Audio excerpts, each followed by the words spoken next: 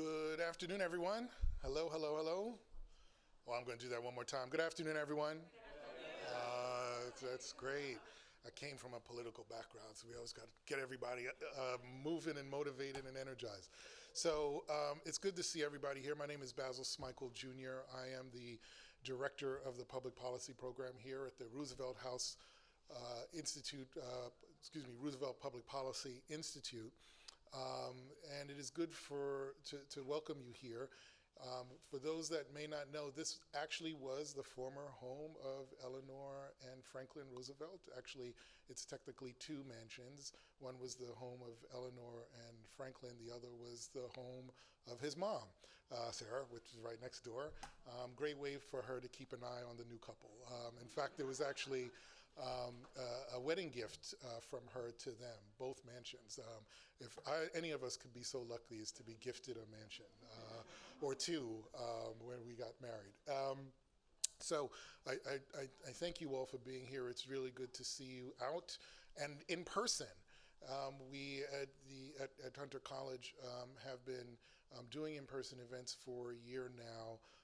But understandably, folks are still had been a bit skeptical, maybe even a bit nervous of coming together again. But we're starting to welcome folks back, and in particular the students. So it's good to have a very lively, open campus again in the midst of a year with so much going on in the world. My students, where I just left my class earlier, it's the just so you know, it's the senior capstone class for those who are getting degrees or certificates in public policy. I teach a capstone class where they have to do year-end projects, and at the end of the semester they will be here in this room doing presentations for faculty members, friends, other students.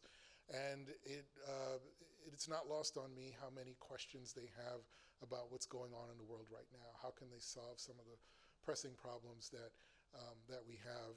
And I used to run the state Democratic Party, so my response is vote, vote, vote, vote, vote, right? Because in particular, we know that presidential elections are really exciting. They get a lot of attention. They get a lot of energy. But when I tell my students that most of the policy that affects their life on a day-to-day basis happens at the state and local level, it's also where our turnout is abysmal. So it sometimes may seem trite. It may seem like a throwaway answer, but the response is actually very powerful when you think about it. How do we get people to mobilize around very important issues that affect their lives every single day when the election itself may not be sexy for them, but it is incredibly important when they think about the lasting effects and the ramifications.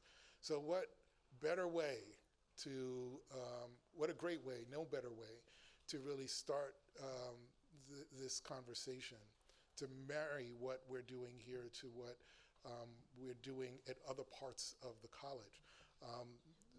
It's very fitting that we, in this space where the skeleton of the New Deal was created, where Social Security was born, to be in that building to talk about how we can give New Yorkers in particular more agency around their vote. So I want to first of all thank the Election Security Systems and Software for participating in this. We have 3 panel discussions today. I like to be on time, so I used probably a minute and a half more than I should for this introduction. But we're going to try and stick to a very tight timetable today. But in that, you will hear some really good conversation around what we're facing with respect to voting, our elections, and what we have to think about as we go into this really important election cycle, and certainly another one in the next couple of years. So again, thank you all for being here. And I encourage you, if you're not already involved in the work of Roosevelt House, to stay engaged with us. We're doing a lot of really exciting programs. You can follow us online and sign up to get more information about the work that we do. So for all those that have been involved, Kate, Violet, Terry, thank you also very much for all the work that you did to bring us here. With that, we'll get started. Thank you. So again, we have 3 individuals up here that I would love to introduce, but certainly would love for them to talk a little bit about who they are and sort of their work. So I want to start with Chris. Thank you, Dr. Smikle. And thank you to Hunter College for giving us access to this wonderful facility to talk about some very important subjects. My name is Chris Walash, and I'm the Senior Vice President and Chief Information Security Officer for Election Systems and Software. I've been with the company about 4.5 years. Prior to joining ES&S, I was the Chief Security Officer at the Department of Health and Human Services in Washington, D.C., overseeing cyber for organizations like the Food and Drug Administration, CMS, CDC, and others. Before that, the Deputy Security Officer at the Department of Veterans Affairs, a couple other public and private sector jobs, and then over 20 years in the U.S. Navy as an enlisted man and officer, all jobs associated with security. I'm thrilled to be able to appear with my panelists and Dr. Smikle today and hopefully answer all your questions about election security. Thank you. Thanks, Chris. Jared. Hi, my name is Jared Deering. I am currently the Senior Director for Election Best Practices and Election Security at the Center for Internet Security. We are a nonprofit organization that is primarily funded by Congress to serve state, local, tribal, territorial government in securing their networks. I work specifically on the best practice side when helping state and local officials find gaps in their system and how do we fill those and stand up a more secure posture for their systems. Prior to this, I was a state elections director in the Commonwealth of Kentucky, so I have a pretty deep experience as an elections official, but prior to that, I have kind of a unique subset is my undergraduate degree is in engineering. So a few of my peers have some really deep understanding of election cybersecurity. But most of us come to this job as attorneys, and so I kind of like to have that little bit of variance of background. But we know that you loved math and science, being an engineer. Yes. Okay. And Ryan. Yes, my name is Ryan Macias. I'm a subject matter expert consultant for the Cybersecurity and Infrastructure Security Agency, or CISA, which is an agency within the Department of Homeland Security, so the federal government. CISA is the nation's risk manager for critical infrastructure. And since 2017, elections have been designated as critical infrastructure. And so I work directly with state, local, territorial, tribal governments across the U.S. In this role. And then prior to this, I was the acting director of the Voting Systems Program for the United States Elections Assistance Commission, which is the entity that oversees all of the testing and certification of voting equipment pursuant to the Help America Vote Act. And it was established after the Help America Vote Act. Prior to that, I spent 10 plus years at the California Secretary of State's office, where I ran their election technology and security program there, doing in-depth testing on every type of election technology that is out there. One thing about the state of California is they do not just test voting systems, but they test all election technologies, all elections processes, as well as certify their vendors all the way down to ballot printing and so on and so forth. And so I've been doing this for 17 plus years, working directly in election technology and security. Oh, thank you very much. And one of the things that I've been paying a lot of attention to lately is some of the polling that suggests that if it's not the top issue, it's one of the top two issues in this country, which is concerns about small d democracy and democratic government. And I imagine that elections are key in that. Starting with Chris, and then I'll get Ryan and Jared to answer as well. Sort of what's been the collaboration like between federal, state, and local governments since obviously there are concerns about this across the country, and I imagine it's a cross-section of race, class, and certainly geography, but there are concerns about when you're voting, how, and at what level, and so what's the collaboration been at different levels of government? Sure, I'll start. The collaboration today is head and shoulders above what it was 5 years ago. In 2016, the world changed. That's when cyber became a thing in elections. The Russians were trying to break into voter registration systems, and they had a group that was trying to influence voter behavior. And in 2016, 2017, the manufacturers, we knew who our customers were, election jurisdictions, but we couldn't tell you who to call at Department of Homeland Security or the Center for Internet Security if we needed help. With the designation of election infrastructure as critical infrastructure, the manufacturers immediately got close to Department of Homeland Security and CISA when it was first organized. And now we have regular monthly calls, meetings, intelligence briefs to make the manufacturers aware of the kinds of threats that exist out there against election technology, but more recently, election jurisdiction employees and vendor employees, the collaboration between manufacturers and the Center for Internet Security, who published guidelines and best practices for securing election technology. It's just been an amazing effort, and not that we're across the finish line. There's a lot of work left to do, but the collaboration today compared to what it was 5, 6 years ago, it's amazing.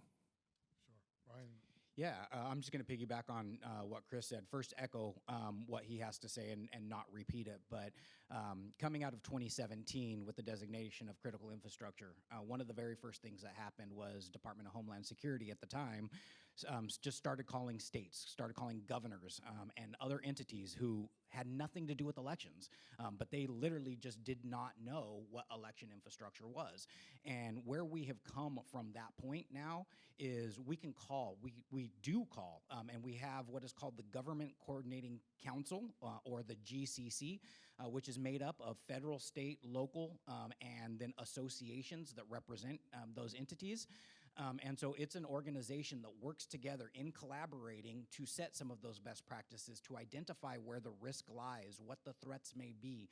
And CISA provides that information back and forth with the Government Coordinating Council. Similarly, they have what is called the Sector Coordinating Council, which ES&S and Chris are a part of. But that is basically the private sector entities that manufacture, house that election infrastructure on behalf of our jurisdictions. And so those two coordinating councils, what we call the GCC and the SCC, work in collaboration to coordinate all of these efforts through what is called the Election Information ISAC, which Jared, I'm sure we'll hit on in just a minute, but that's another way that we communicate amongst one another to understand what is happening across our jurisdictions. I am going to throw my old hat back on from when I was in California, because during that time, we used to talk about in this industry as a whole, we would speak of the vendors and talk about that community as being separate. And so I used to always say, like, no, I am not going to cross over to that dark side. And that's not a conversation that we have anymore. We all see each other as one holistic group of entities that have to collaborate, have to coordinate in order to protect our infrastructure as a whole. It is one of the reasons why prior to the 2020 election that our jurisdictions, our GCC and SCC came together to say that it was the most secure election in U.S. history. And that is because of that collaboration and coordination that was going on and the understanding of the threats and the risks that were happening and how we were able to mitigate them in a timely manner. And as you're about to answer the question, something occurred to me as we were both talking. It's important to explain that how elections are defined by the federal government and what is left to the states and local governments as well, because that's an important conversation that I think over the last few years we've had a lot of. There's been a huge civics lesson over the last 4, 5, 6 years, and I think this has been central to it. So if you can add that to sort of your... Yeah, absolutely. I think one of the easiest ways to talk about collaboration and the impact that it's had over the last 6 years, without repeating anyone, is if you were to ask elections officials 6 years ago, prior to 2016, would you be okay with the federal government coming in and designating elections critical infrastructure, having a whole entire organization within CISA operating within that space? I doubt there's almost anyone that wouldn't said, oh yeah, no, absolutely bring them in. Today, if you ask elections officials, Republican, Democrat, independent across the board, if you're an elections official at the state level and you ask who is your primary stakeholder for security, they will absolutely say DHS. in CISA and the work that they're doing. And I think that speaks so highly of the team that was initially that stood up CISA with Chris Krebs and Matt Masterson, and the work that's continuing now with Jen Easterly and Kim Wyman, as well as the full team that they have over there. It speaks so highly of the work that they're doing and the collaboration and the impact that they've had on these communities. And to your question, most of our election law takes place at the state level, right? There's such diverseness within the ecosystem itself. And there's some things that the federal government lays down as within federal elections that, these are the mandates that have to be followed, but they're very few. And I think that's where a lot of the states, even though they're operating differently, whether it's at the local or state jurisdiction, and whether the state is a top-down where the chief elections official runs everything, or bottom-up where the local official runs most everything, they're all working together to help layer their security, right? So at the Center for Internet Security, we operate what is called the EI-ISAC, Election Infrastructure Information Sharing and Analysis Center. It's a mouthful. But what it is it's an organization that is member-driven by the vendors, by state officials, local officials, in which we gather information and threat analysis, and we distribute it back out to the community. And one of the important things that we do is we operate what are called Albert sensors. They sit outside the network edge of all these state systems. ES&S has one now at the corporate level. And what they do is they don't monitor the type of traffic that comes in. They look for bad actors coming into the system that are known bad IPs. They then transfer that information, or if we find and identify one, we can then send that information back out to the state. So if one state is being hit by a malicious actor, we can then take that identity and be able to distribute it back out to the entire country and say, hey, when this individual or organization touches your system, deny it, right? So now it's not 50 states and territories, 6 territories, operating independently. Now they're operating as a larger ecosystem of security. And that's the collaborative effect that the last 6 years has had. Now, I know you want to say something. One of the things that you raised a few times, everybody has, but I'd love for you to talk about, because you're coming out of California, massive state. When I started voting, and I just turned 50. I know some of you are going to say, "What a baby," and then others, but I feel it every day. But I started voting at a time when you went into the voting booth and pulled a lever and pulled a lever and pulled a lever, and the curtain is on. So explain what elections infrastructure really is today, as more states are leaving, because I think New York just got rid of that. Well, not just, but it's fairly recent compared to other states. So what is campaign infrastructure? And I know you wanted to add something else. Yeah, so election infrastructure as a whole. Again, so we've been talking a lot here about the cybersecurity aspects of elections. Jared was talking about the IP addresses and, from an engineering standpoint, a lot of the technology and so on and so forth. One of the things around elections, first and foremost, is security has been part of elections as long as I've been a part of it, and everyone I know who has been a part of it a lot longer than I've been there. Security has been one of the main tenets of elections. And so when we came in and started talking cybersecurity, a lot of people, their eyes glazed, and it was like, I just don't understand this. I have an IT staff that handles this. This isn't something for the elections community. One of the things that CISA, as the federal government, was going out and talking to the elections officials about was we recognize this, and we said we can't just keep hampering on cybersecurity. That is only one aspect of election infrastructure and election infrastructure security. It is also only one of the risks that our core constituency has to face and deal with. And so we now talk holistically about election security. And election security falls into what we like to call 4 different buckets. And so you've got the cybersecurity aspect, you've got the physical security aspect, you've got the dis, and malinformation, which I know there's going to be a panel on later, but then there is what we have to face from an operational risk perspective. And so we really try to focus in on all of that. And so again, kind of going to some of the technologies and some of the things that we utilize from an election infrastructure standpoint, it goes all the way down to our polling places, our buildings, our people.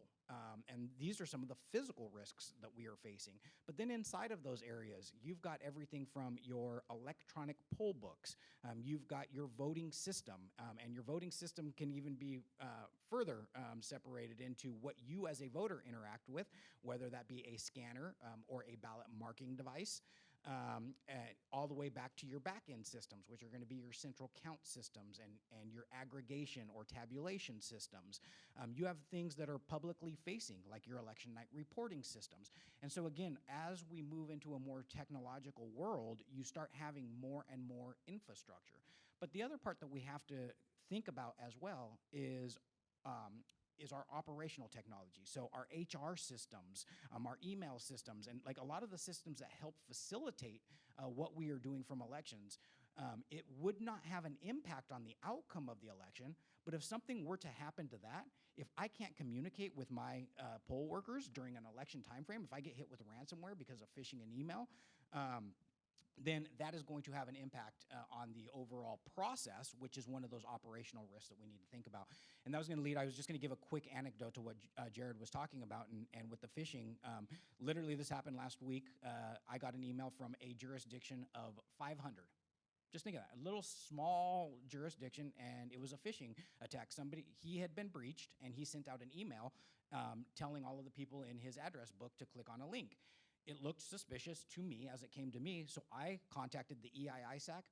Within 45 minutes, every member, all 50 states, 6 territories, all the way down to the local, over 3,000 local jurisdictions were made aware that their colleague had been breached and that this email was a phishing attack and it could have malicious software in it because of that collaboration, and that's where we're at today.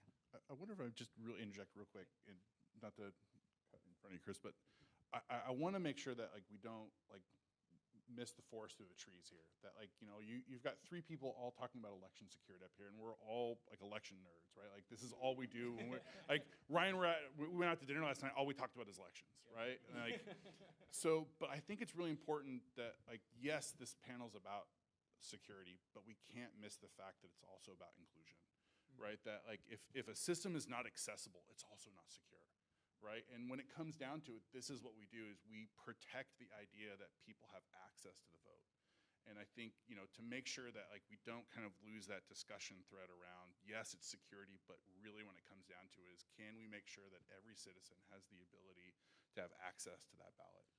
Chris, he led me right into your question. Because as you talked about security, and you mentioned that you were in the military, in the Navy, right? So you've been dealing with security your whole life. So there are 2 questions that really come of that. Number one, as we're moving into, as we're dealing with more technology in voting, how much of our liberty are we losing for additional security? Number one, and number two, you know, when you hear all of this talk about election fraud and so on, does it anger you because you're saying, no, we do this work every day, you know, we've got this, and if so, and I assume that's the case, sort of what talking points do you provide to folks like us, to me, to say, no, these are really secure systems here?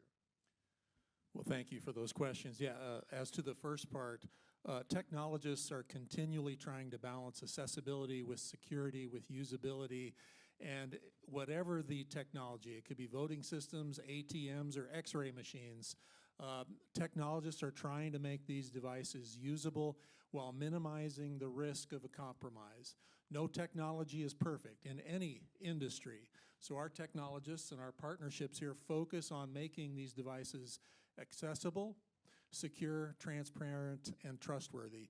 California isn't the only tough state. New York has its own election security board and testing program that is extremely thorough. And companies who submit equipment and software to the New York State Board of Elections can expect a very thorough examination.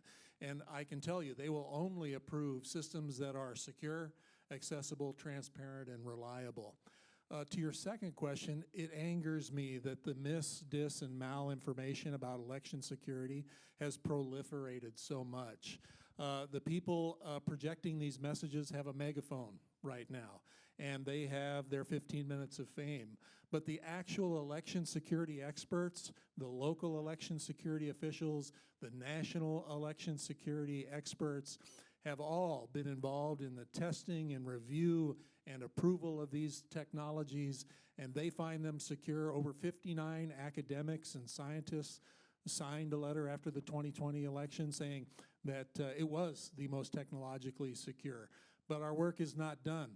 Nation state and bad actors are trying to break into our election systems. So while that may be job security for me, I want to reassure you that the technology manufacturers, the state and local jurisdictions, and the subject matter experts you see here, we are all in unison in doing everything we can to make these devices secure, accessible, and reliable. And the last question I would throw out to all of you, and I alluded to this earlier, that the last few years, and for many ways, has been a big civics lesson for so many of us. We learned about the role of secretaries of state in their states, and that many of them are elected. Not all secretaries of state, though. Right, and then some, not all of them, and not all of them are elected. Some are appointed, right?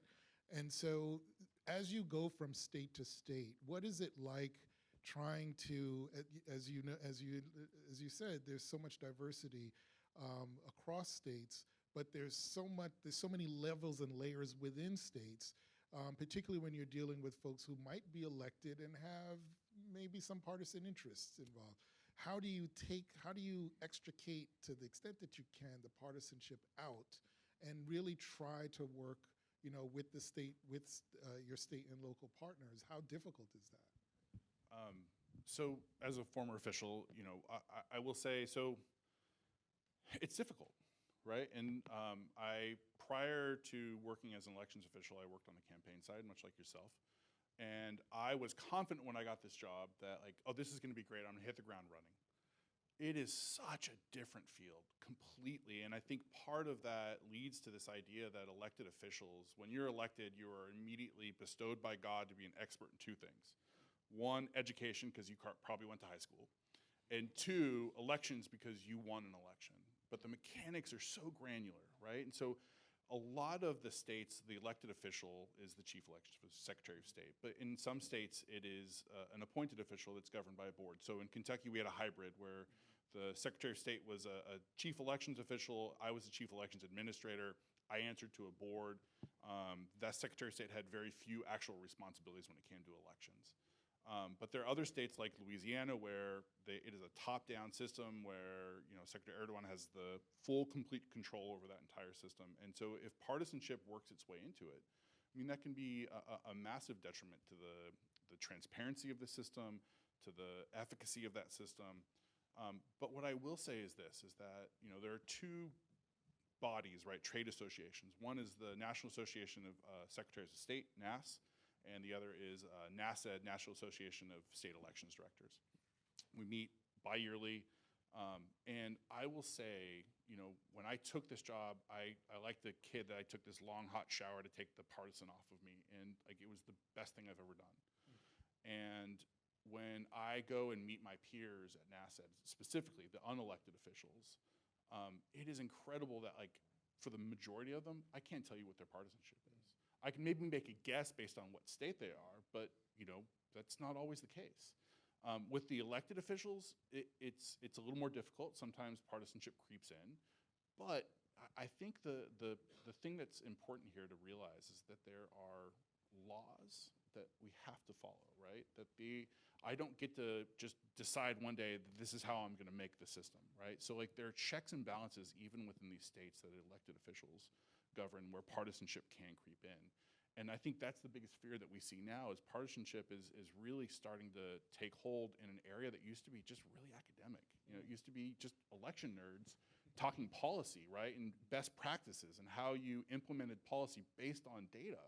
And now some of that partisanship is really starting to creep in, and there's a real worry right now that the attrition rate of local officials is extremely high. A lot of officials are retiring because of death threats, because of just the harassment.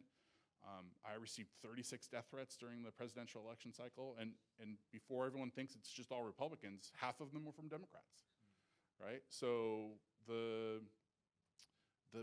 goal here is making sure that the new class of people come in norm to the values that we've all been putting together for decades, right? Of nonpartisanship, of data-forward policy, making these decisions. But the worry is that a lot of the elected officials that are now running on the big lie, on that elections are insecure inherently, and that they have no idea how these systems work, but are making these wild claims. Go ahead. The other thing that I would just piggyback on that is we have to remember that even if there is the partisanship in the Secretary of State or the chief election official aspect of it, our elections are run locally. And so we're down at the county level. Some states are down at the municipal level. And so elections officials go all the way down, and that's who's conducting it. But more so is we then rely upon poll workers, volunteers. These are your neighbors. These are your friends. These are your church members. These are, your Kiwanis Club members. These are your next door neighbor. This is you. And so each and every one of us plays a role in that. And so going to the last question about how do I talk about this as I go around is remember that. Remember that when you are saying that there is all this fraud, you're calling out your grandmother. You're calling out your next door neighbor. Not only that, but what role are you playing? Did you check your voter registration? Every one of us has a role in our security. Are you checking your voter registration? Are you learning the laws of what IDs, if any, you have to provide? Are you doing what is necessary to secure your aspect of the vote as well?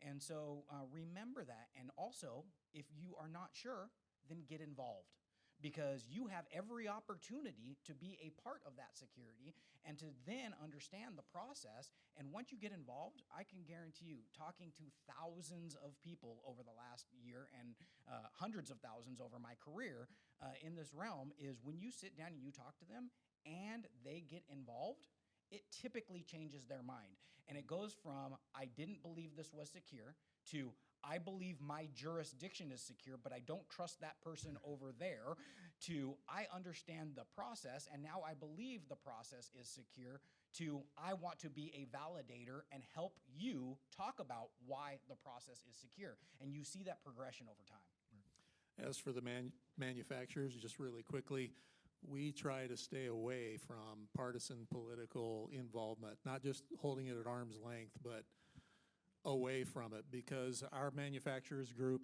we make the technology that checks voters in regardless of party, registers voters regardless of party, counts ballots regardless of party. We don't worry ourselves with that. We are focused on one thing, and that is capturing the voter intent and counting it correctly in every state, everywhere we do business. No place for that partisan political influence in the building and the use of our technology. We should find a way to sort of replicate this panel everywhere in the country, so that people really do understand. I'm sorry, I know that's more work for. I'm sorry, I didn't mean to give anybody more work. Be a poll worker. That's how you replicate that. But Be a poll that's a worker. great point, because I think it's important. It's so important for folks to understand like what goes into.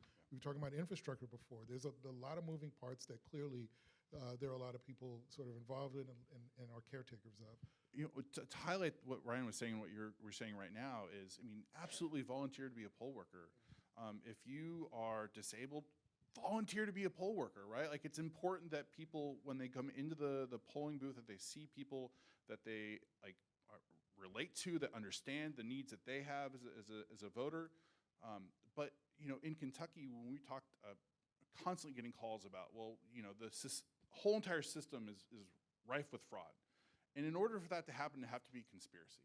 And the conspiracy would have to be 16,000 poll workers, 120 county clerks, 650 deputy clerks, a state board of election, county boards of elections, and a chief elections official. And all of those people would have to be in on that conspiracy. And not one single one of them spilled the beans on this thing.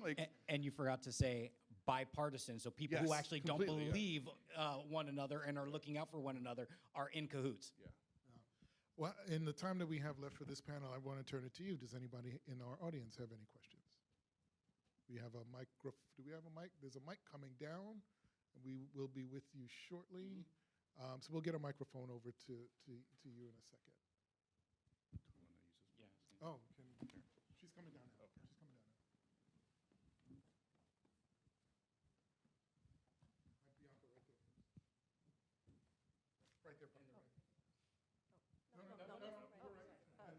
Hi. My question is, I know you mentioned the word accessibility, and I would like to know what your definition of accessibility is, because there's the ADA definition and there's other definitions. So, thank you.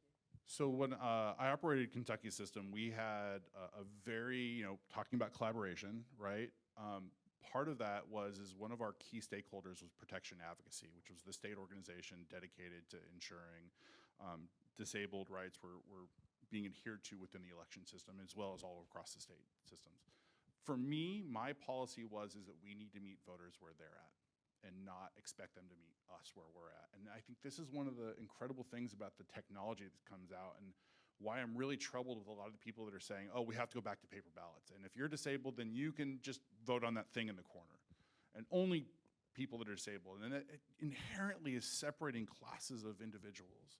And so for me, the new technology that's coming out is not perfect, right? But it is taking leaps and bounds above where it was. I think about my grandmother, who was a poll worker for years. And when she was in her late 80s, she stopped. And I asked her, why are you stopping? And she goes, because my arthritis won't let me turn the books anymore.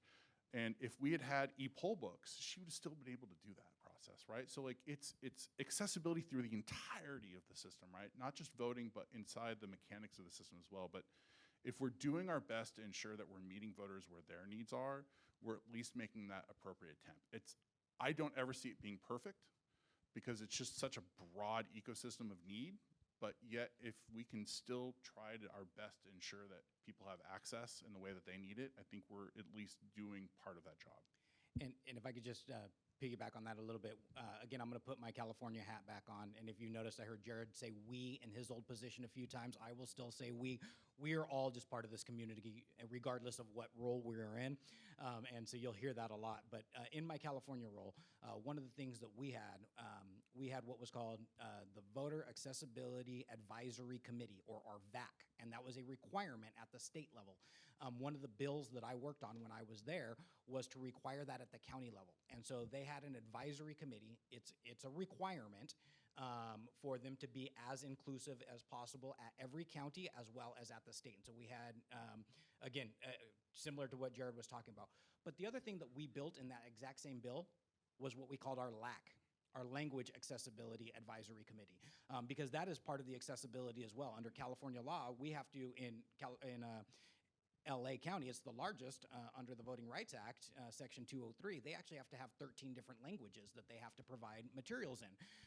And under California state law, I think it's up to 4 that every jurisdiction across the state has to have. And so we created a VAC and a LAC and put it into statute because to be truly accessible, we needed both of those areas to be able to be fulfilled. And again, and that's for materials, but it's also for locations as well. And so I know that we had a requirement for polling locations where they'd go out and do surveys and so on and so forth, for the physical location as well, that when everything as far as out in the parking lot, how many parking spots and that type of stuff as well. Just quickly, for the manufacturer for ES&S, our universal voting machines are designed with the input from accessibility groups, just like are represented here. We have a small one, a tabletop device, and then a large screen one with, I think, a 40-inch screen, but designed and built so that voters, whether you are disabled or not, have a universal experience and are not singled out because of the technology being used. You come into a polling place where there's ES&S equipment, you'll be treated just like everyone else, a universal voting experience that you're comfortable with, that ensures your privacy, et cetera. And not every state does this, but I know in Kentucky we did, and many other states do. But when we go through an RFP process to purchase a new piece of technology, we would always mandate that someone from the disabled community was on that RFP process as well. So at least there was someone saying, like, hey, are we reviewing these needs? Are they being, evaluated in a way that will manifest good operations when this thing actually hits the ground? and on that point, in California, we also, part of the certification program that I built in after 2007, we have 3 components. Functionality testing, does the system work as intended? Then it has the security aspect, again, in-depth cybersecurity testing on the equipment. The last piece was accessibility and usability testing, where we brought in our VACs and our LACs, and it was an open public demonstration to get feedback from the voters that would be utilizing the equipment, and they would provide us input on whether or not that system should be certified for use in the state. Okay. I really thank you for being here. This was a great conversation. Thank you all. This is the first of 3 panels, so get up, take a stretch, we'll reset, and come back. Thank you all very much. Thank you for having us. Appreciate it very much. Thank you all for sticking around for our second panel, Accessibility in Voting from 2002 to 2022. Before I go any further, I'd love to acknowledge my dear friend who's with us today, Assembly Member Latrice Monique Walker, who represents parts of Brooklyn. She is with us today. Not so shameless plug for her and for Hunter. She teaches a class in criminal justice reform for us here. So, and is chair of election law. It's obviously quite appropriate and great that she's here with us today. So thank you for all you do. All right. So as we get into the second panel today, let me put my glasses on. Voting is one of our nation's most fundamental rights and a hallmark of our democracy, yet for too long, many people with disabilities had been excluded from this core aspect of citizenship. People who use wheelchairs had been unable to enter the polling place because there was no ramp. People who are blind or have low vision could not cast their vote because the ballot was inaccessible to them. The Americans with Disabilities Act was meant to ensure that all voters, including those who need the support of assistive technology, could vote privately and independently. This is a wonderful topic for us today. I thank you all for joining us. If I could ask you to just introduce yourself as we begin this conversation. My name is Nicole Dorado. I am the administrator at the Union County Board of Elections in Union County, New Jersey. Prior to coming over to the Board of Elections, I was the Union County Deputy Clerk. So I worked on both sides of the bifurcated spectrum in New Jersey in terms of elections administration. And one of my first charges when I became the administrator at the Board of Elections was the procurement and transition of a new vote tabulation machine. So we transitioned from the old AVC Advantage machines to the new ES&S Excel vote machines. Please. Good afternoon. I'm Chris Rosa, and I'm the president and CEO of the Viscardi Center, which is a historic disability empowerment organization that serves people with disabilities primarily in the 5 boroughs and Long Island. We have a long history of educating, employing, and empowering people with disabilities, and making sure that people with disabilities are fully enfranchised is core to our mission and to our belief about the full participation of people with disabilities in all aspects of American life. Prior to coming to the Viscardi Center, I worked for 28 years at CUNY. I served as the Assistant Vice Chancellor for Student Affairs for 5 years, and right before leaving, I was appointed the Vice Chancellor for Student Inclusion Initiatives, where I worked with student communities that have historically underparticipated in higher education. It's an honor to be home at Hunter. Thank you. Thank you. Brandon Clifton, Senior Vice President of Government Affairs for ES&S. It's a privilege to be sitting in between 2 wonderful gentlemen. And thank you, Dr. and Hunter College, for hosting us here today. Before my time with ES&S, which I've been with the company for almost a year, I served as 7 years as the Indiana Secretary of State, her Chief of Staff, and her Deputy Secretary of State. During that time, I thought I would stay for just a couple years, stand up a special project or 2, and then 2016 happened. And all of a sudden, elections sure got a whole lot more interesting. So through that time, standing up critical infrastructure, navigating the politics associated and some of the sensitivities that was referenced earlier, and just was a tremendous experience and opportunity. to serve. And Kathleen, it's good to see you here today in person. Spoke with Kathleen by phone earlier this week. It's good to see you here. So back to you. Oh, thank you. Thank you all for being here. The first question I want to pose to all of you, which is, I read the years 2002 to 2022. So how did the ADA change voting for the disability community in those 10 years, or in those 20 years? What changes have been made to increase accessibility to the ballot box and enhance the voting experience? We'll start with you. Well, I would have to say from the perspective of elections administration, the change in ADA compliance specifically was addressing compliance to the polling place and to the buildings and facilities, public spaces and churches that we would use as polling locations. In New Jersey, or in Union County rather, we had just invested in 1998 in a new vote tabulation system. So 4 years later, after making that significant investment, I don't even know that the technology was there to enhance the voting experience at the poll booth. But making the location more accessible was certainly a priority amongst jurisdictions. I guess from my perspective, while we've seen tremendous progress, we still have a distance to travel. But it would be a mistake not to honor the progress that's been made over the last 20 years. I think the ADA's impact on voting for people with disabilities has as much to do with changing cultural expectations about the full participation of voters with disabilities. There have been laws prior to the ADA which guaranteed the rights of people with disabilities to have access to voting, starting with the Voting Rights Act itself, which allowed a person to designate someone to assist them in casting a ballot. Even though it's poorly named and an anachronism, the Elderly and Handicapped Voting Accessibility Act of 1984 made sure that there were accessibility features in voting for people with disabilities. And of course, the NVRA was transformative in registering people to vote. I'm proud that Hunter College has a motor voter registration site right here in its Office of Accessibility Services.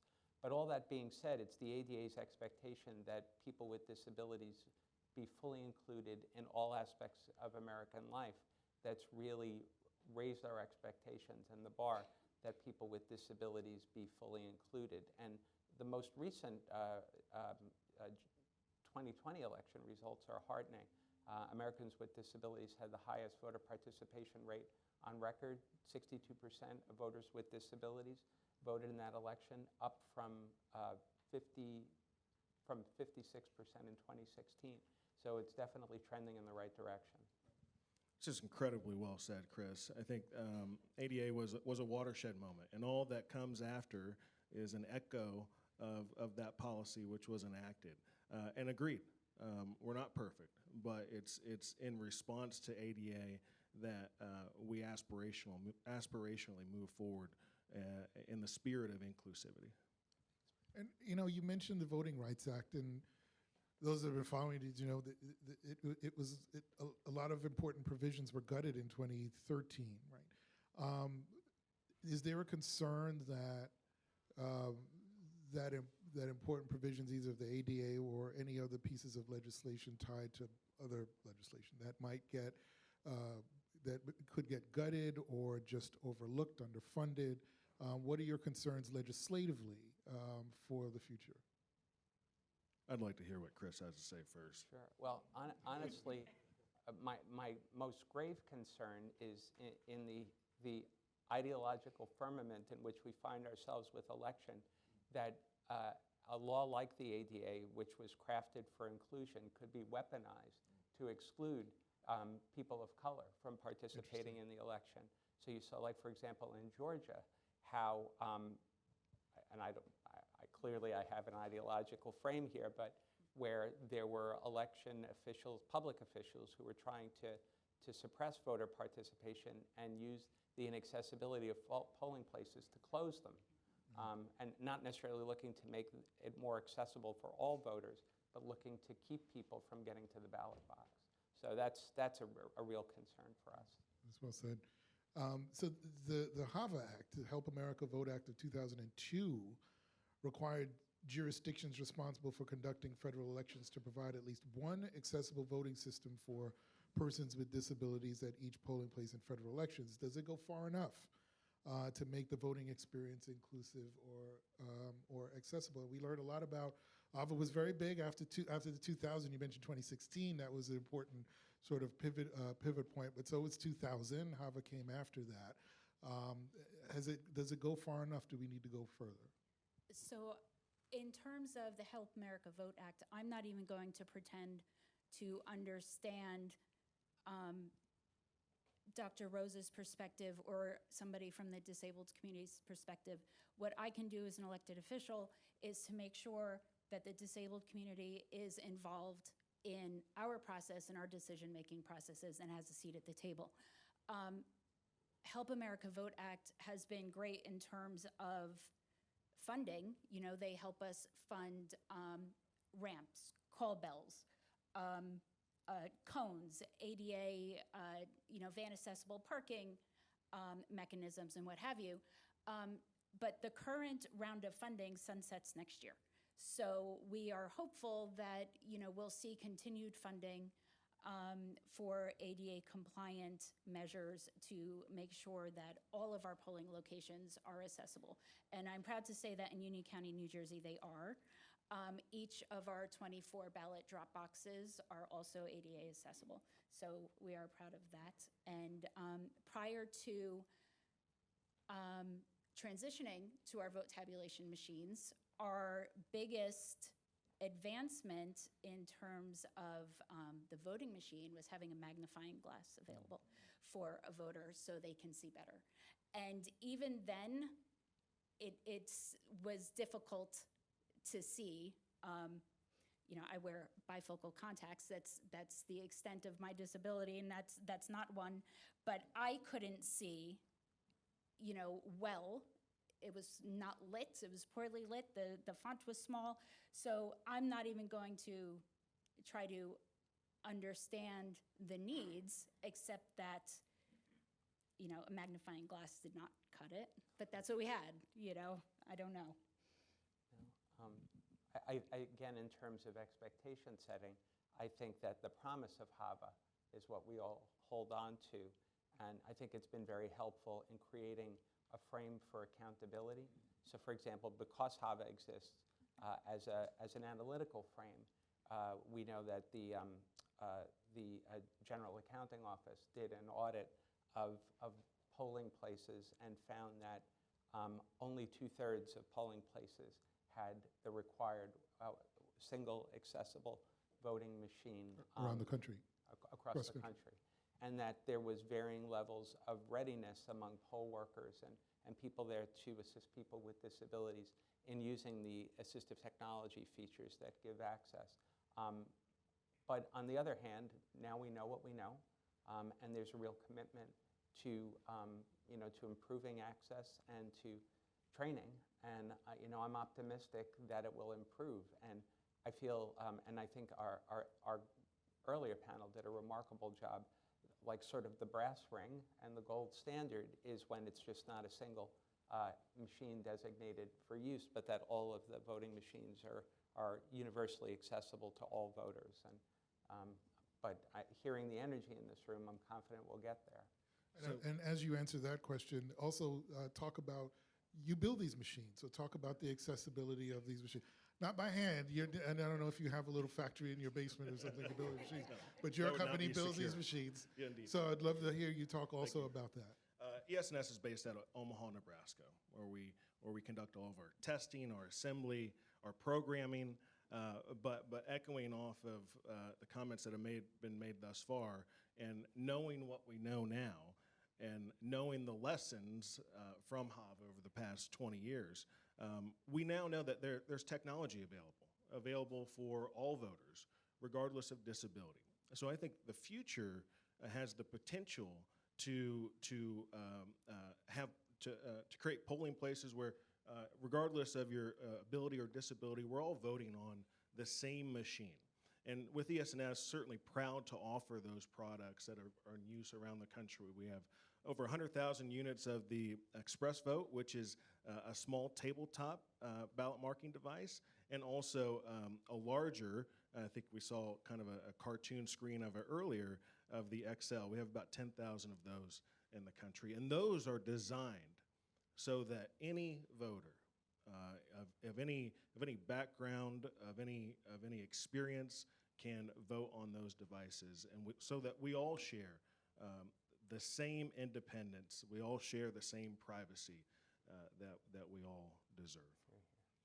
If I may, when we transitioned in 2019, we hosted over 300 voter outreach events for public demonstrations of the Express Vote XL. We visited senior centers, we visited street fairs, rehabilitation centers, assistive living homes. We were there. If there were two voters on a corner who wanted to see our machine, we were there. And the reception was overwhelmingly positive, where we had voters tell us before, I didn't feel comfortable that my vote was being cast the way it was intended. Now they can see the screen better. They have the backup, the voter verified paper audit trail, which is important. There are so many more aspects to the machine because the technology is available that the public was really receptive to. And as you touched on it before, and we heard a lot of this from the other panel, you have to work with multiple levels of government. So what's that like from getting the machines implemented to making sure that everyone's adhering to the law? So everything, well, just starting with the federal level, I mean, that's where HAVA lives, that's where it resides, and its mandates fold out into the local jurisdiction. So first, starting under the confines of what federal law says and what the Election Assistance Commission's requirements are for certification so that a product could be entered into the market. Then states may avail themselves to EAC testing and certification, or they may not, or they may do both. So there are a combination of state certification and security and accessibility requirements, and then working with locals where funding is needed to ensure that our polling locations are accessible, where we're on the front lines of providing access to everyone. So as we referenced earlier, working within those political confines at times, working in even more complexity with the legislative political realities, and then when you tie funding either at the federal level or at the state level with that, you really start to weave a basket together of complexity, and it sometimes creates a rather difficult knot. But there's been great experience over the last 20 years in navigating that, and I think that the lessons of 2020 will inform policy going forward, and I look forward to Congress and states continuing to unpack some of these difficult lessons. Any other thoughts? In terms of what Brandon was saying, HAVA funding did help fund a small portion, but it was a portion nonetheless of our pilot program when we transitioned to the machines. And Union County, New Jersey did require EAC certification of any system that was being submitted for in response to our RFP. The EAC certification goes above and beyond in terms of regular state certification with additional security testing and ADA compliance. If I could add one more comment about funding. The funding that's been provided by Congress over the last several years since 2016 has been piecemeal in nature. Individual buckets of funds distributed to the states. There's very limited planning that can be done, be it security, be it equipment, be it accessibility. And so certainly concerned about the future of long-term federal funding so that we can see the accessibility improvements, for example, that have been made in these recent years. They can be maintained, they can be improved upon in the future. But everything revolves around, that's why HAVA was so successful. It had the funding that was needed to implement policy changes, and without a similar type of a commitment, I fear that we won't see the longevity of change that we've experienced with HAVA. Why don't I take a moment to open it up to the audience for any questions? I don't know if you want to, assembly members, say a word or two at some point, but I don't. I don't know, because SES&S is before us. Talking about certifications, right? Oh, yes, so there's, okay, got it.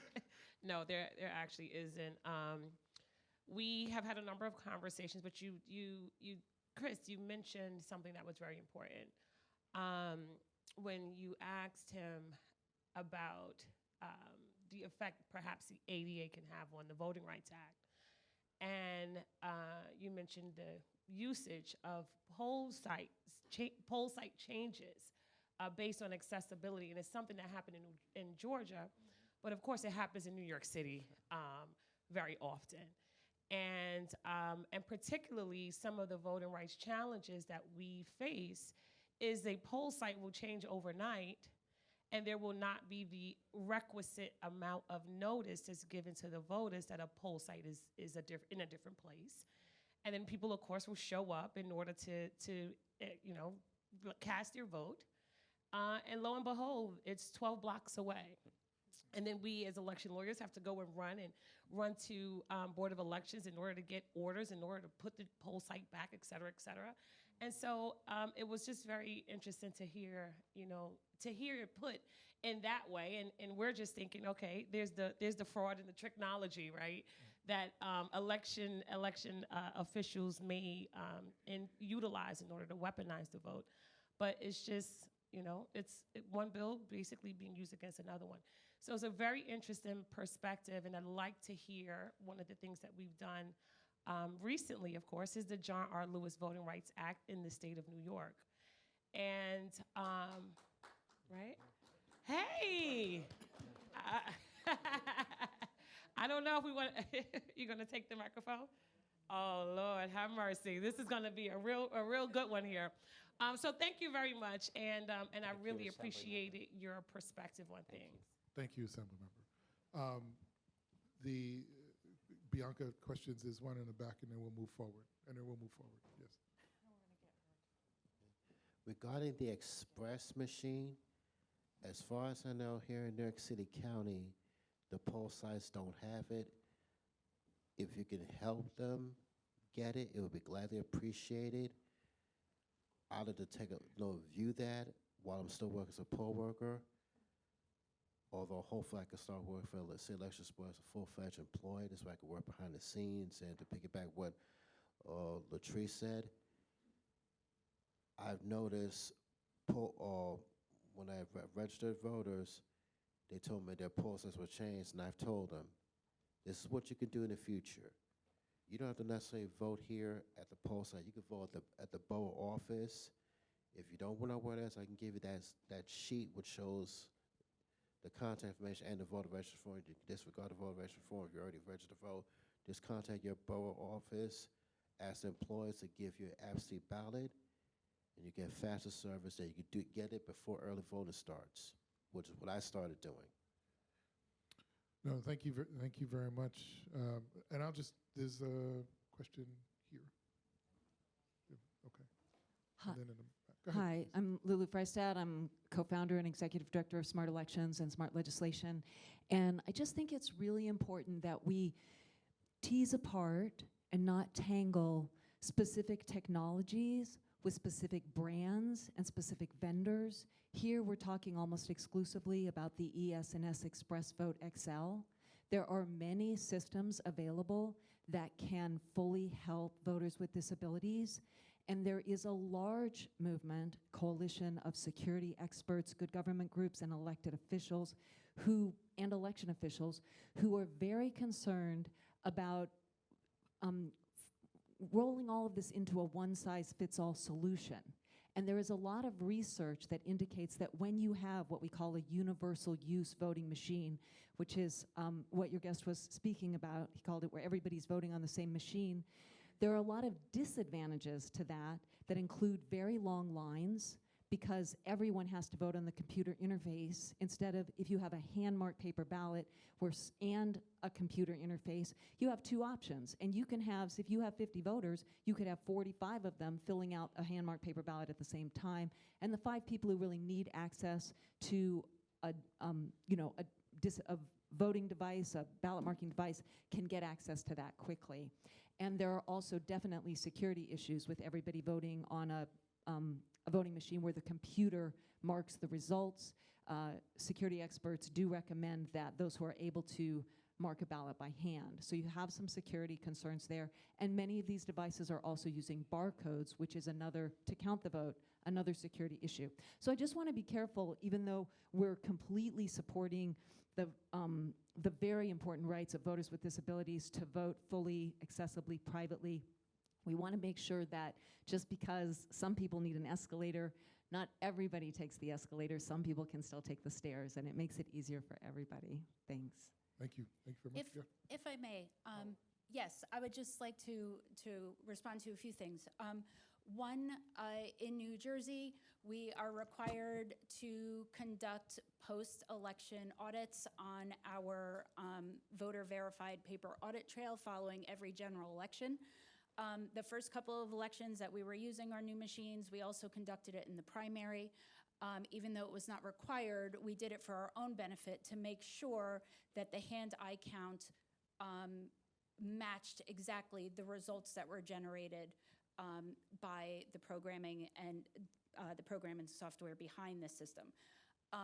Two, I think, as you are likely aware, I don't know that I could actually fit 45 people seated to fill out a paper ballot. And thirdly, in a lot of my polling locations.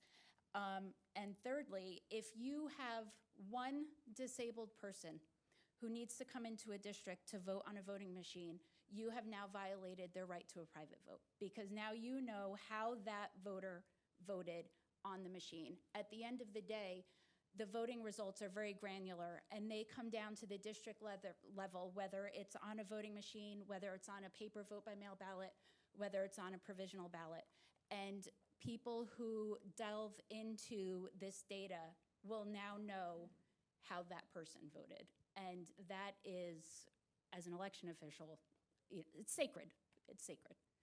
No, Nicole, I think that's a wonderful comment. I think that vendors in the industry have done a tremendous job in responding to administrators on the ground and what their experiences are with voters and our diverse set of voters. And then the community, the elections community, has done a wonderful job in working with members of each of our respective disability advocacy groups. So gathering that feedback from them, gathering feedback from administrators on the ground, simply makes an informed and, I think, well-vetted product, regardless of vendor. I think there are tremendous vendors in this space with differing capabilities of responsiveness to this community. And we'll take one last question for this panel. Back here. Hey guys, I'm a BMD inspector. I've been doing it since the Obama administration, and the question I have for you guys is, where do we go from here? I'm sorry that the BMDs are old, but then what's next? So as an industry, what is next is, I think you heard from our panel this morning about the enhanced commitment to security over the last several years. And that commitment is based on known best practices now and those best practices that are yet to be developed in this field. The same is true with regard to the voters' experience. Gathering and listening to our voters and our community as to what forms of voting do they prefer, combined with post-election audits to make sure that that which has been tabulated is accurate. And I think nearly every case that I'm familiar with, that remains the truth. And so I think the future is a combination of customer feedback, constituent feedback, which inform policy, which inform technology, which inform security, which informs vision. So I think that With the lessons over the last several years, we've seen some of those lessons banked into policy and technology already. We're going to see more of that in the years to come. One of the questions that we initially discussed is what do you perceive to be one of the challenges going forward in elections relative to inclusion of the disabled community in elections and voting? And for me, that conversation is one that we've been having nationally over the last several years, is compassion towards each other, right? I host every poll worker training because my first year there, I had somebody say, well, nobody told me that. Well, I host it because now I can say, yes, I did, I told you that. And I had somebody ask me, well, as we were going through how to assist a disabled person on the machine and on a provisional ballot, and where is this literature in their resource binder, somebody asked me, well, why can't they just vote at home? And after being shocked, my response was, well, would you like it if you were told you had to vote at home because you're old? Disabled people are a part of our community, just like everybody else. And if they want to come to a polling location and cast their vote as part of their community on election day, well, why can't they? And it's your job to help them through the process. So one of the biggest challenges is training, it's education, it's trying to stamp out the ignorance. And when people do call and they complain about a particular poll worker, I say, well, you know what? I have a position available for you right in your town. So, like the other panels say, please step up and be a part of the solution. Doctor, I'll give you the last word. If you can. I would only echo that last point, that from the perspective of advocates for people with disabilities, the future is very much what we will make it, based on our engagement in all aspects of the voting process, from encouraging each other to go out and have our voices heard, like has happened here. It's great to see so many members of the independent living community present here. The other thing is making sure that we're constantly involved in developing new technology and user application testing to make sure that it's meaningfully accessible to users with disabilities.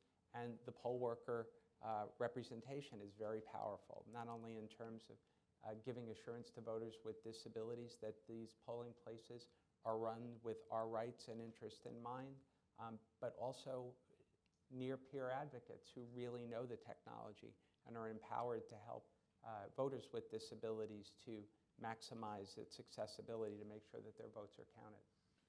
Doctor, you have a home at CUNY and certainly here at Hunter. Brandon and Chris, thank you so much for being with us today. Thank you so much. Thank you. Thank you. Thank you. Hi, everybody. We are about to get started with our last conversation. And this is a good one. I'm looking forward to this. Not that the others weren't great, but I'm really excited about this one because it's one of those things that it's really a way that I talk to my students, and a lot of where the students have questions about how to get involved, how to change the conversation, and how to redirect energies, if you will. So thanks again for joining us for Fact versus Fiction, Mis and Disinformation. In fact, I've had a couple of students actually write their final projects on this. So thank you so much for being here and being with us. We want to learn more about how voters can separate fact from fiction and what everyone can do to help prevent disinformation from undermining democracy. We have two incredible panelists here. I'd like for them to introduce themselves and tell us a little bit about your background.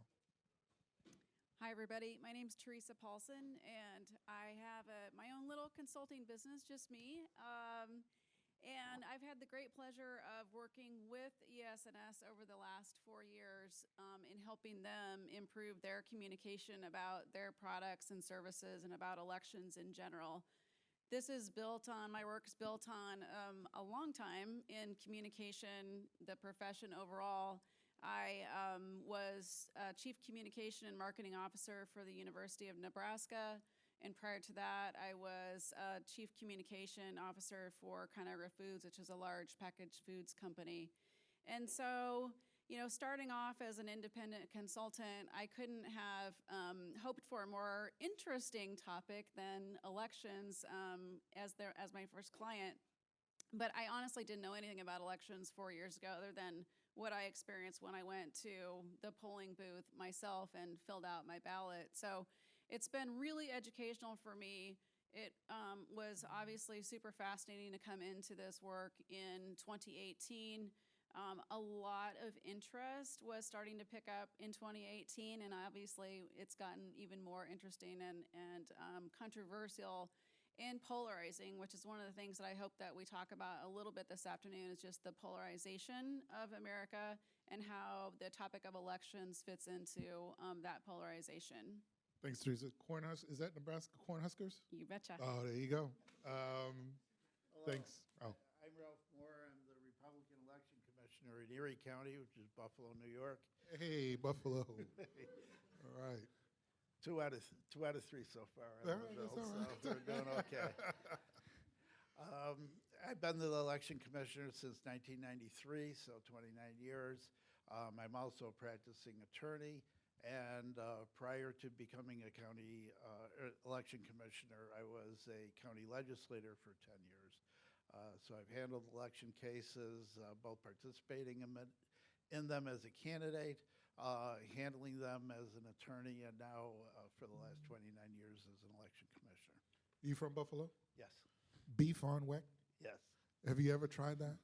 You got to try that. Go up to Buffalo, get a beef on weck. It's a thing. Trust me, it is a thing. We always hear about the wings, and yes, the wings, but the beef on weck. We have a combination plates about. Oh yeah, okay, all right. Well, it's good to have you here, and thank you so much, both of you, for coming. One of the things, and I mentioned this earlier on the earlier panel, that when in a lot of the polling that's being done around this election cycle, threats to democracy is either the first or second issue for voters, which is amazing because it's usually some economic related issue, but threats to democracy are pretty high right now, and that really speaks to this issue of trust. Do Americans trust our election process? And speak a little bit to your sense of that. We hear that perhaps they're not, but when you talk to individuals, do they still really trust the process? Because as was said earlier, the process is their neighbor, it's their grandmother, right? Do Americans, how do, in your estimation, Americans feel about the process? Do they trust it? And what could be done at the federal, state, and local level to increase that trust? I'll start with you and then come to you, Rob. So loaded question, but yeah, I'm sorry. Yeah, no, that's great. I loved how in the first panel, I can't remember who it was, but they talked about the locality of elections and the fact that, thank you. Maybe it's your aunt who's working there or your neighbor. And so it really depends on how you ask the question, I think, related to, is democracy in peril or do you trust the election system? When you ask people, and this was done in a Pew Charitable Trust poll in mid-November 2020, do you trust that your vote was counted as cast? The vast majority of people then, and this was after the November 2020 election, said, yes, I trust that my ballot was cast and counted as I intended. But when you ask, do you think that the overall election system is rigged or under fire or maybe susceptible, I think you're going to get a different answer. And so and I'm sort of jumping ahead to what I think is a kernel here that maybe we can talk more about, and that is, how do we bring the conversation down to that local level versus glossing over things at a national level or even a statewide level? And how do we stop pointing fingers about something that we suspect may have happened in a jurisdiction that's 500 or 1,000 miles away from me? And how can we bring it back into, okay, do I trust what I did? Do I trust that Dr. Smichael's, vote was counted as he wanted it to be counted? How can we build from that into more of a level of trust? still while holding people accountable, right? Because the good part of this conversation that's happening is everybody's learning more. And you talked about the civic lessons that have been going on. So that part's wonderful. And so the engagement in voting is going up, which is fantastic. That's what we want. And so how do we take the good of that and keep learning, help people understand the system even more, and hopefully build some more trust? It's like what people say, they don't like Congress, but they love their Congress member, right? Like, how do you bridge those two things? Yeah, I think I think the vast majority of Americans still believe in democracy as being exercised at the voting booth and being accurate. They do believe that their votes are counted locally, but then when you get on a national level or some other level, there's this trust. Part of it could have, for over a century, we were voting on the lever machines here, whether in New York City they had the Shoops machines, we had the Sequoia machines upstate. And people were able to comprehend how these voting machines tabulated a vote. You pulled the lever down and a counter clicked. You had mechanical breakdowns in the 20-some years that I was commissioner while we had the lever machines. We've had 2 elections, and I was praying as an election commissioner that the person who was up ahead, it was that counter that broke, and fortunately, it wasn't both of those instances. But people were able to understand, and election commissioners were able to understand the mechanics of how it worked, even if they didn't know all the little intricacies or could program that machine. When you went to an electronic machine, as an election commissioner, I don't know how that little bubble translates to being recorded as a vote. And I think a lot of that came as the voters had to come to trust that it worked, as the election commissioners came to trust that it worked. And if you look back at the initial implementation of it, the state legislature imposed a number of conditions. We have to do an audit. We have to make a random selection of voting machines and then count those hand checks against what was tabulated on the machines. And that's how we were able to establish to people that they voted. Social media, I think, has changed that. Plus, and when you talk about the tools that we use to convey that, we did a mass mailing in Erie County to all the voters. You're going to be voting on a new system, and this is how it works. We explained to people in those first few years how to go about voting on the machine and how it gets recorded, and we went through great efforts to try to explain that. What happened afterwards is that the publicity of the national level raised a lot of questions as to, well, you know, there's now, you go and put your ballot into a DS-200 and it goes up to a satellite into a basement in Omaha and comes back, and a Biden vote gets, or a Trump vote gets switched to a Biden vote and whatever. Wait, it doesn't do that? No, It does- okay. It doesn't- you know, and you try to explain to people that that is not how it works. And what we have done in Erie County, and we had a situation where we had that possibility in a very hotly contested congressional race where the results would be questioned. And we had a mayor's race last year, which had a lot of publicity with regard to it, where we had a write-in candidate because the candidate lost the primary election. Is we utilized the candidates themselves to help us explain to the public that this is an accurate and a fair method by which you're doing it. We went and called, in the case of the mayor's race, we called the candidates in and we said, look, we're going to have a meeting, we're going to explain this from nuts to bolts, and we're going to go through the process. We invited the media to tape. Both candidates walked out of the room believing that when that vote went in there, it was going to be accurately counted. Now let me hold it, because I think it is important to talk about why that mayor's race was so different, because if I remember correctly, the incumbent Byron Brown lost his primary, but then ran as a write-in candidate? Correct. So you literally had to write in his name. Right. On and won. By 34,000 write-ins were cast to about 24,000. Which I don't think has happened maybe once in the last 30 years anywhere in the country or something of the sort? Well, there have been write-in campaigns that won up in Alaska. Murkowski won in Yeah, that that's method. right. That's right. But in Erie County and certainly in upstate New York, that was really the only instance in which we had it. So we knew it was receiving a lot of attention.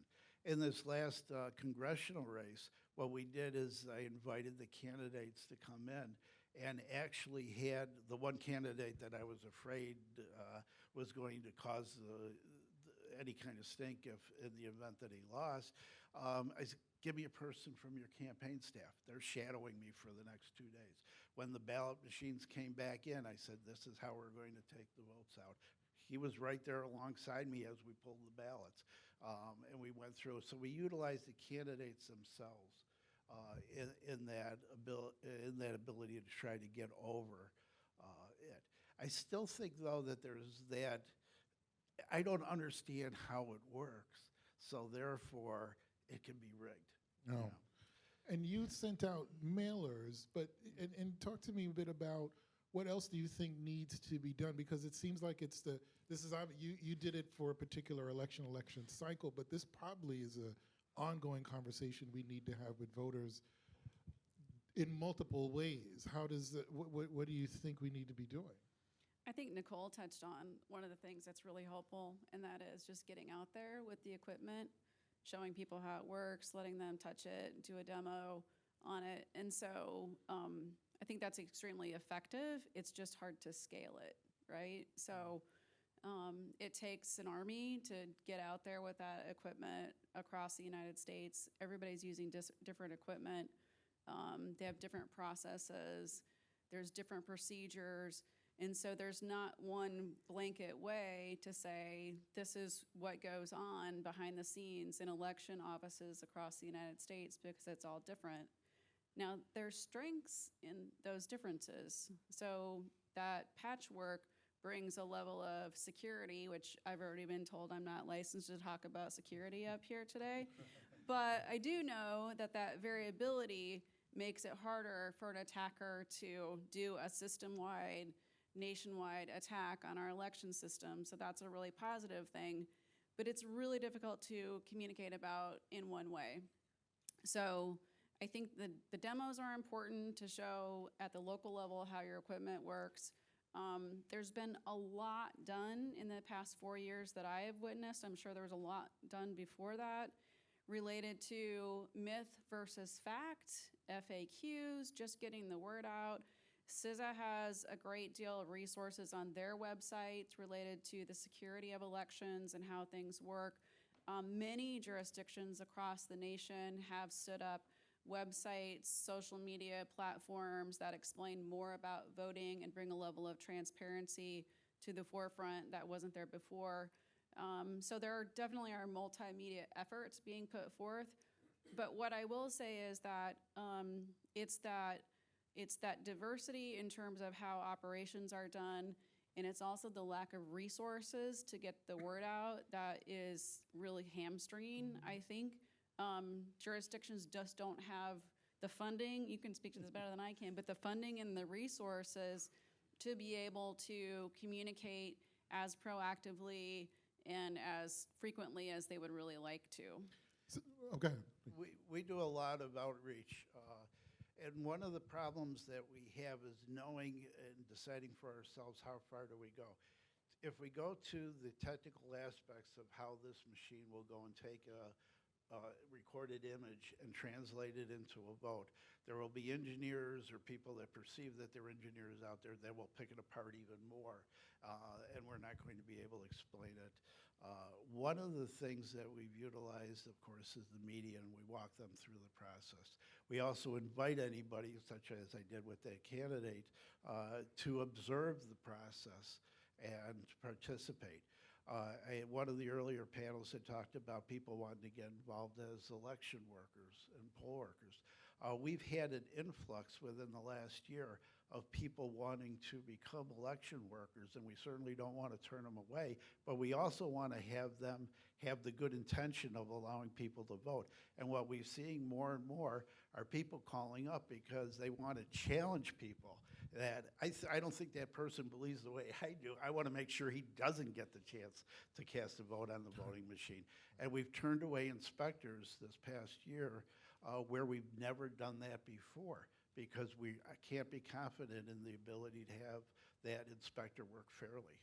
So I want to pivot from that and piggyback on that to go into this issue of misinformation and disinformation. You're the communications expert, so this is tailor-made for you, but certainly would love Ralph's thoughts on this. And I'll start with a little story.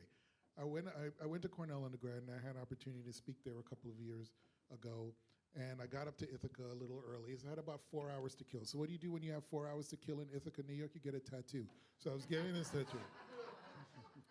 So I'm talking to the tattoo artist, and I don't really tell him what I do. I don't tell people what I do in many ways because it just creates a different kind of conversation. But you know, I'm a captive audience. He's not going anywhere. Hopefully, I'm not going anywhere, right? So we're just talking for a couple of hours, and I ask him a question that I ask all of my students: where do you get your news? And he said, YouTube. Now, what's fascinating about that is he's telling me everything about, he has about 3 or 4 people that he follows on YouTube, and that's where he gets his news. I don't know what he's actually getting, but he's getting something. And he believes very deeply in that, in whatever it is he's hearing. I guess the question is, as a communications expert and you as an elections official, how do you break into that with the appropriate factual information about what's going on in the world, and something as simple as how do you go cast your ballot and believing that that ballot as cast is secure?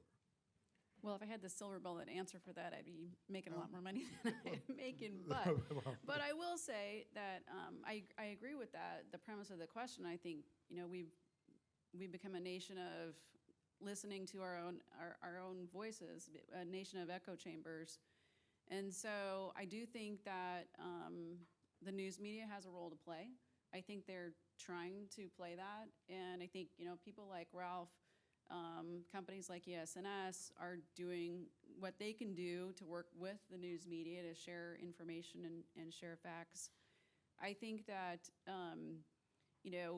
people like you are playing a role with students because, if we have got a generation of folks who are getting their news from the channels they subscribe to or the platforms they subscribe to on social media, that's probably not a great way to get your news. So I don't know that there's one simple answer for it. I think it's going to take a cultural change to move us from this reliance on social media and just dialing into the things, and this happens in mainstream media too, of just dialing into the things that reinforce our own beliefs. And so to get people to think more independently and to look at all sides of an issue that's a cultural change, and it's certainly not something that's going to happen overnight. We didn't get here overnight. Right. And that we're not going to get out of it overnight. And that confirmation bias, in a way, hardens our beliefs, right? And so when we talk about trust in that first part of our conversation, it's hard to, how do you trust somebody outside of that silo when your silo is deepening and hardening, I guess, right? Do you see that as well? Yeah, I do. And I believe that the mainstream media attempts to do a good job in reporting this. However, some of the bias opinion reporting on the stations, I have gotten people skeptical as to whether all the stuff that they hear is actually truthful. And then they turn to social media. And I think the persistence that you have, such as the results of the 2020 election, we're still getting petitions to decertify the election that occurred 2 years ago. We've never seen this steady onslaught of persistence in trying to show that it's not a proper vote. Do you have the money and the resources to fight back? Well, again, it's a question of what resources are. I'm not going to put somebody on social media from the Board of Elections texting and responding to every question, and you're going to end up losing. Interesting, though. No. There's probably chains where that occurs, and you're not going to win those chains. I went and attended a group Monday night in one of our local towns. So, election denier group from outside the state came in, and they're now organizing in Western New York to do it. Of course, they don't call themselves election deniers, and they're just seeking the truth. And I'm told that, you think you're doing a good job, but you have no idea what a fraud is underneath the elections and what's going on here and what they can do with voting machines, either because they don't have the technical experience or 30 years isn't enough in the election field to know how to conduct an election. There are people, though, that you can persuade. I went and took bullets for about 2 hours, and probably half the room ended up defending me toward the end. But it's that persistence and that continuous talk, and they believe that it's just we're just seeking the truth. And what was interesting is it started out with a 10-minute video of Democrats saying, I question the results in Florida on the Al Gore race. 2000, yeah. But the difference is that within 2 weeks, Al Gore believed in the democracy and said, let it move on. Here it's 2 years later, and we're now moving on. And I don't know how you combat that. And there's a word you said that I want to pick up on, that they are, quote, organizing in. Right. And I think that's the takeaway, right? That in terms of information and misinformation and disinformation, this is not a one-off. This is not just haphazard and sadly serendipitous. There are organizations behind this. There are, and one of the things that I like to think about, or I like to ask people when they're bringing up things that I happen to know are not true, is well, where are you coming from, and why do you have that belief? It's important, I think, to understand people's motivations and try to have some empathy for where they are coming from. I'm probably way more eternally optimistic than I should be, but I do think that there is a large swath of America who they want information, they want to know the truth. If they could hear it somehow from credible sources, I think that we could rebuild some trust and some belief.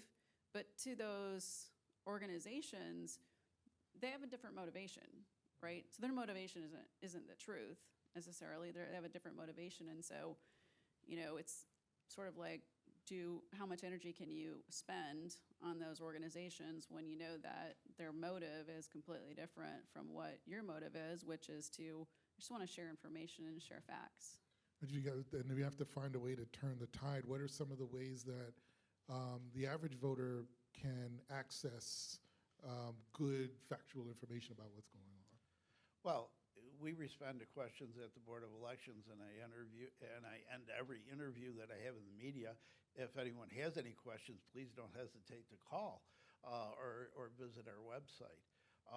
Get involved as an election worker is one of the other methods by what you're doing, but when you're having organizations picking people saying, we want you to be an election worker, and you're not sure as to what their motivation is, that now puts a little bit of a burden on us to sit back and say, geez, are we doing the right thing by having somebody there?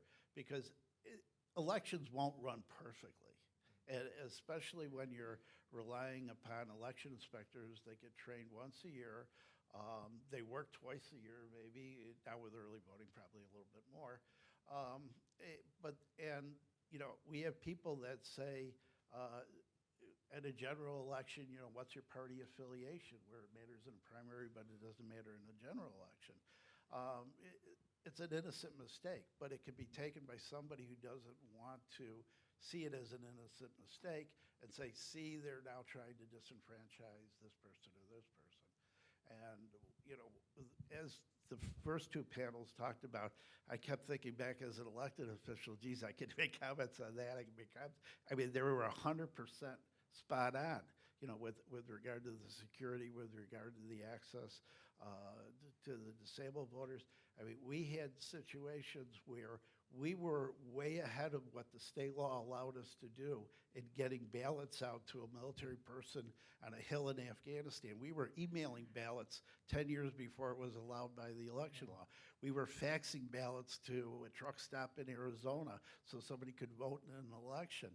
And, you know, I have all letters from the state board saying, you're not authorized to do that. You know, and then 10 years later, the law gets changed to do the procedures that we used to do to try to get people to vote. It's really, if somebody has a good intention or just has a question and they want to take the time to listen, and when you say listen, you have to go through all of the different layers of how we check a ballot to make sure. You know, come and stand next to us as we pull the ballots out of the machine. Come and sit there for 2 hours and watch us count a race. You know, come and Come to logic and accuracy testing. right, beforehand. exactly. You know, observe the audit, and then you'll come away, if you have an open mind, with a different result than what you think your initial inclination was. But people don't take the time to listen.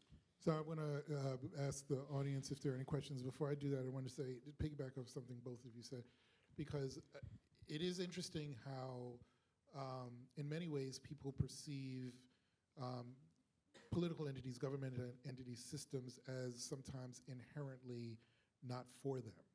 And, you know, when I was the executive director of the State Democratic Party, and I remember in 2016, I was getting a lot of threats because death threats as well, because there were a lot of folks, not all of them, and I don't want to say this was very specific to them, but there were a lot of Bernie Sanders voters who felt that we rigged the system such that they, who were generally not Democrats at the time, couldn't vote in the Democratic primary.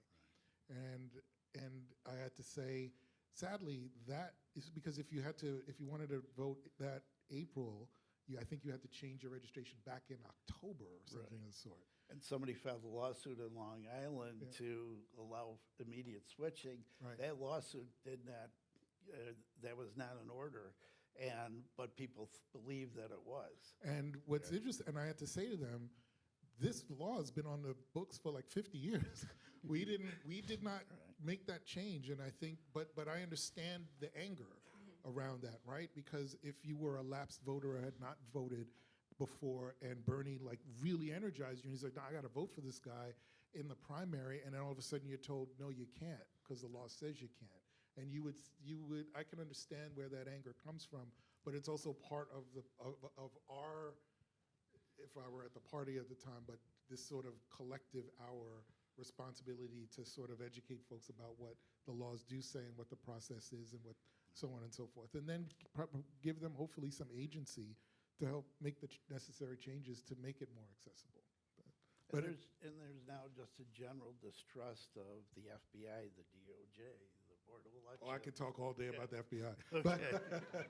But I get it. No, I Yeah, understand. And it's back to that poll, right? It's that so many Americans don't trust our institutions, don't trust our processes, and don't trust sort of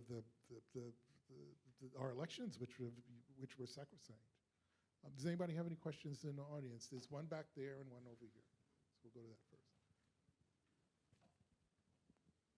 Here in New York City County, if the voters want to know what's the difference between fact and fiction, they can contact the City Elections Board. If they can't contact the main office, they can contact their borough office. As long as they're living here in New York City County, they can also log into the website to get some insight. Maybe that'll prevent them from getting angry and sending you death threats. Thank you. I hope so.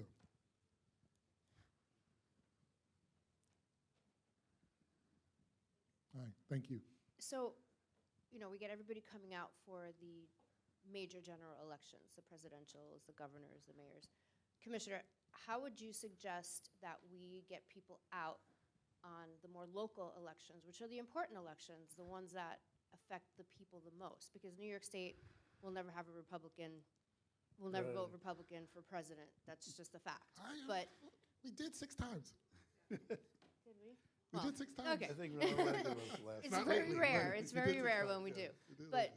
getting people out to vote for the local elections? How do you get the people in your county to do that? Well, certainly if there's a local issue, your garbage doesn't get picked up, then people get riled up and they show up at the next election.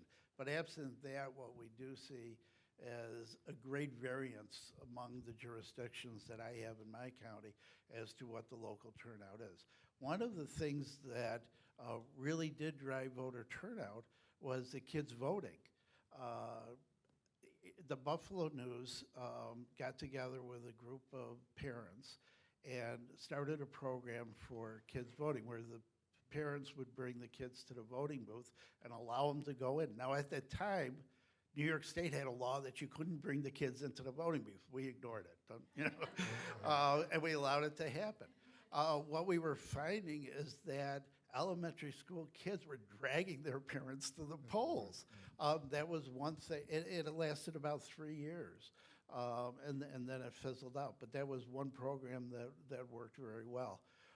You know, certainly, generally, it's left up to the parties and the candidates to try to drive out the vote and get their candidates to get their voters to the polls. And the boards of elections usually had a step back. But when we've had such initiatives such as kids voting, we've always welcomed them. And that was one that I saw tremendous success in. Any other questions? Oh, here. Was there one? I think both Reagans, 2 Nixon, and Eisenhower, and I think there was another one in there since the Depression. But I'm going to have to go upstairs and check my records.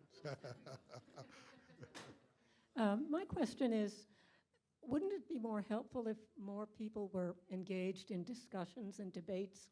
People are afraid to disagree too strongly because they might get punched. But we need to hear different opinions and try to find some facts if we can. So let me, just a bit of a twist on that question, because is there a disincentive to hear other sides of the conversation? And what can we do to sort of bridge, I think you're just asking, how do we bridge that divide? Is there a way to do that across party, race, class, so on? I think there is, and I love that question. I believe strongly in that kind of discourse. And certainly there are some people who don't want to have that conversation and their minds aren't going to be changed. But I think there are a lot of people who will listen. I would offer just a quick example from a conversation with my aunt at brunch a couple of weeks ago in Nebraska. And I don't have any position on this one way or another, but in Nebraska there is going to be a vote on whether or not voter ID is required at the polls going forward. And my 90-year-old aunt said to me, she said, I think that's a good idea to have to show your driver's license. And I said, well, Aunt Virginia, what will my mom and dad do? Because my dad failed all 3 of his last attempts at getting a driver's license, and my mom walked out before she was done with the test. So they don't have driver's license. And she said, oh, that's a good point. I didn't think about older people who might not have a driver's license anymore and might not have been able to get their just an identification card. So, you know, just having that very brief conversation with her changed her mind about a ballot initiative regarding voter ID. And it's not always that easy, but if you know your facts and you have some examples, I think that you can have some of those discussions. Last question. Yes. Yeah, there's a mic coming. Hello. Hi, I had a question. So the elections for all the government officials, this is a federal event? Oh. No, there's federal elections which are conducted generally every 2 years with regard to the congressmen and the U.S. senators every 6 years.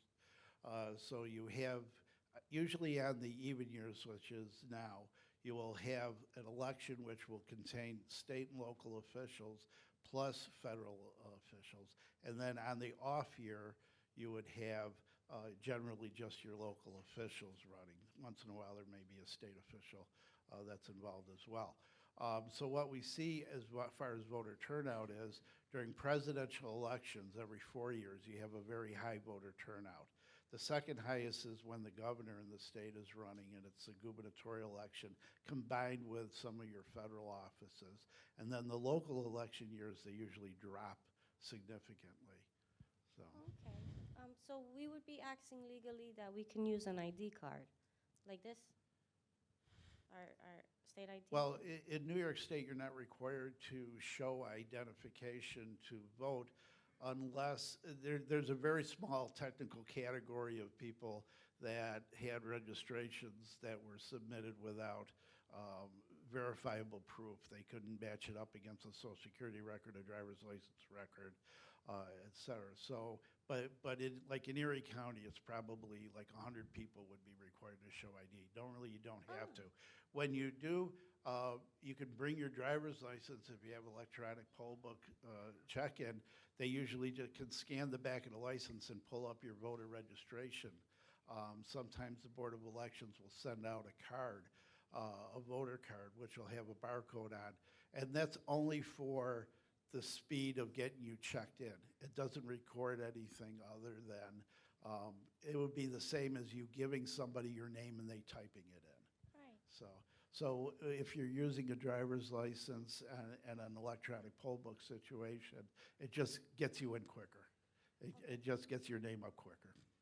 So these, we don't have to necessarily use them? No, you wouldn't have to use that. New York State, the inspectors are required to, basically the check is matching your signature. However, with the electronic poll books, the signatures are really not looking anything like your registration. It's important you say that because I often get asked, and people often say that they have to show ID in New York and you do not, and then, except in those very rare instances, but you do not. It's also important to note, as we've said earlier, that it differs from state to state. These laws, these accessibility laws, they do differ from state to state, so it's really important, particularly if you move, to really find out what is needed required in your state. And to piggyback on something you said, which I'll sort of use this to close it out, based on your question earlier, it really is, we are all surrogates for good information, right? Getting good information out there.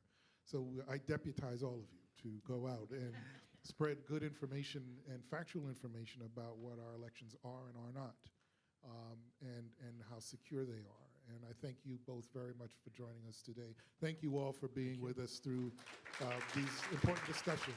Thank you. Thank you, Dr. Smikle, for your great job facilitating all three panels. So we appreciate it. Oh, thank you so much. Thank you. Good to meet you.